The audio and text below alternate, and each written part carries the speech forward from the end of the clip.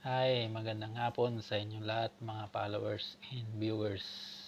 Lalong-lalo na dyan sa Pinas, mga nag-a-apply pa lang o yung mga paalis na papunta dito sa part ng Europe. Sa mga nag-a-apply pala, marirecommend ko yung agency ko na Peredo International Resources. Ito yung sombrero ko, yan. Yan yung agency ko sa Pinas. Meron silang urgent ngayon na hiring. Sa Lunes, puntahan nyo, open yung walk-in. Ilalagay ko sa comment yung agency ko para makita nyo yung hiring nila na urgent. Maganda yun, dito yun sa Hungary. Malapit lang dito sa amin. Puntahan nyo yun kasi sayang naman sa mga gustong mag-apply. Mas maganda siguro kung may experience kayo na factory worker, tapos dapat yung height nyo nasa 5'7", tapos medyo malaki ba yung katawan, kasi yung alam ko yung company na yon, kailangan nila yung nakakapagbuhat ng 30 kilos to 70 kilos. Kaya kung medyo malaki yung katawan mo, tapos mga 5'7" ka, makukuha ka kaagad, lalo na kung may experience ka sa factory.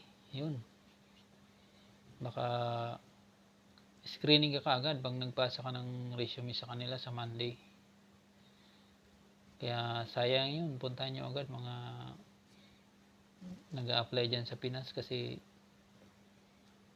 sayang, magandang opportunity na yun o panimula dito.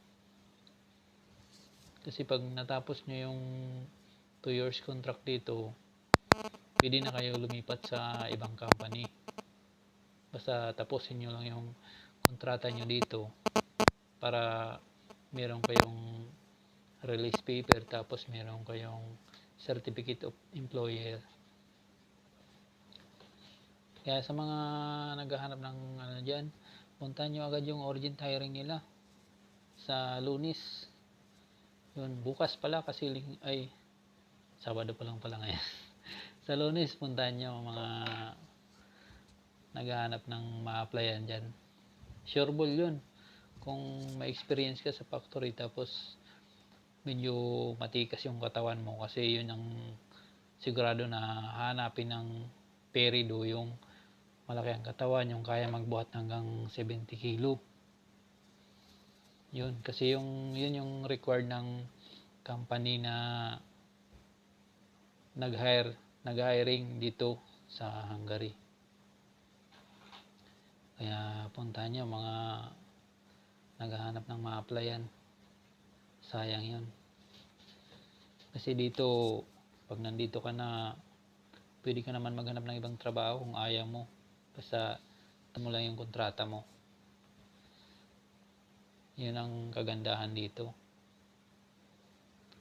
Makakapaghanap ka ng ibang trabaho basta meron kang release paper, tapos yung kontrata mo, malinis yung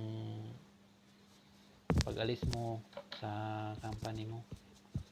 Yun, ilalagay ko na lang sa comment yung agency ko para makita nyo yung hiring. Sige, yan lang muna.